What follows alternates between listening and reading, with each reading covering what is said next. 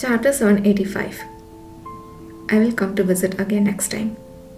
Farewell then, was the reply. Upon receiving Helen's farewell and stepping into the adjacent laboratory, Alec immediately rushed to his bag. He eagerly unpacked the meticulously wrapped and stacked suppression device, chattering excitedly. Mage Helen, indeed. Despite our differing fields of study, I fail to understand how she can dismiss this masterpiece as a mere toy. Yet, she seems quite fond of either. Had I gone alone, she surely would have burdened me with more tasks, but her concern for either spared me. That was fortunate. It's more about her general kindness than particular fondness for me, either thought. She seemed to treat young ones like a benevolent grandmother, but apparently she was different with her junior mages. She must be quite strict with you usually. No, not really. She gives me a lot of work, but she's not strict. You should have seen how she is with my master. Absolutely terrifying, no joke. That Helen could be so daunting, especially towards Master Thias Ullman, was hard to imagine. Is that so? Huh? You sound skeptical, but it's true. Alec chuckled as he unwrapped the packaging. When they first met, Mage Helen had glanced around the lab and made a pointed remark to my master about still treating disciples this way. My master, known for ignoring others' opinions and doing as he pleases, dared not to act that way in front of Mage Helen. It seemed that Alec had developed a deep respect for Helen since that incident. I overheard Master saying once that Mage Helen used to be quite remarkable. Now it's all done. Alec had finally placed all the suppression devices on the table. You'd first thought them to be about 10, but surprisingly, the quantity was quite substantial. How many have you made?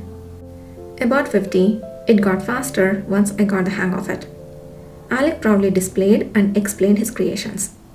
Half are in the necklace form, the rest bracelets. From my testing, bracelets worn on both hands seem to have a better suppression effect. The suppression device, fashioned as accessories, looked remarkably ordinary, hardly resembling restraints. Yudhit tested the strength of the completed devices, confirming their durability against significant force. They are sturdy, they should suffice. Right? I think this level of suppression should be enough for those who struggle to manage their powers. However, what the cavalry currently needs is more of those for people who have committed crimes and need monitoring. So, on my way here, I thought of something. Alec shyly suggested adding a special key mechanism to the restraints and reinforcing them with the power of an enhancer. Luckily, there were a few members in the cavalry with such abilities, making it a good idea. Of course, adding locks and keyholes will increase the cost and complicate the process. What do you think, Yudhir? As long as it doesn't take too much time, it seems fine. I have already thought through the design. It won't take long. Understood. I will speak to the commander and arrange the necessary support. Yudhir didn't even consider the possibility of Kishir's refusal. Even if Kishir had been there, he would have made the same decision. Truly a commendable decision from the commander's assistant. Thank you for your unequivocal support. Alec's face lit up with a beaming smile at the promise of unrestricted research support, and he took a deep breath in anticipation. Now comes the most crucial moment, the time to test the prototype's performance. Alec solemnly raised two bracelets boasting of the enhanced performance of the suppression device he had refined in the capital. Would you mind trying these on? Both knew that the bracelets would likely not affect either. Nevertheless, it was an opportunity to gauge their improved strength, so either readily accepted the offer. Alright.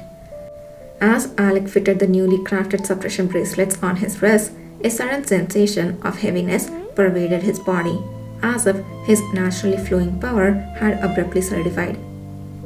But still, it's nowhere near the sensation I experienced in Renevi's domain. Yudhir clenched and unclenched his fists a few times, then extended his hand and exerted his power into the air. After a brief trembling resistance, the bracelets shattered with a crack, unable to withstand the pressure. Simultaneously, a burst of red flames erupted before their eyes. Alec gathered the scattered bracelet fragments with a look of disappointment. It seems the suppression power has indeed increased significantly. Yes, though it lasted only a few seconds longer. That few seconds difference could be significant for ordinary awakeners. If someone else had said that, it would have sounded extremely annoying. But coming from you, Yudhir, I have no retort.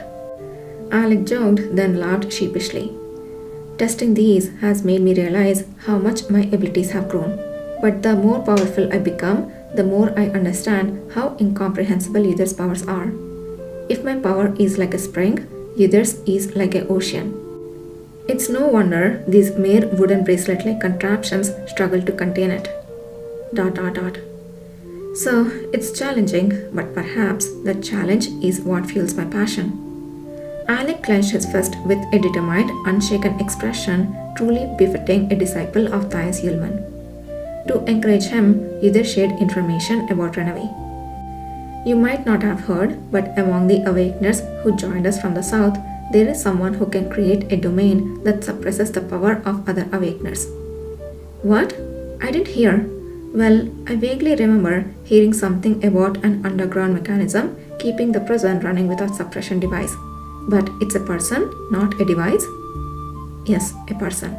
The commander said meeting this individual might greatly aid in your research on improving the suppression device.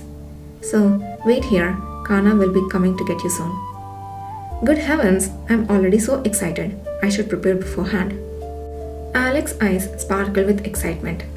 Yudhir watched him bubbling with anticipation and felt a slight worry that Renavi might be overwhelmed by his enthusiasm. Well, Kana will guide him, so she will handle that. Thanks for telling me, Yudhir. I will leave the suppression device here. Feel free to take as many as you need. I will resume making new ones after meeting this Renavi. After giving Yudhir a hearty hug, Alec hummed a tune and dashed towards a pile of luggage in the corner of the room. Yudhir quietly left, allowing him to continue undisturbed, and walked down the corridor.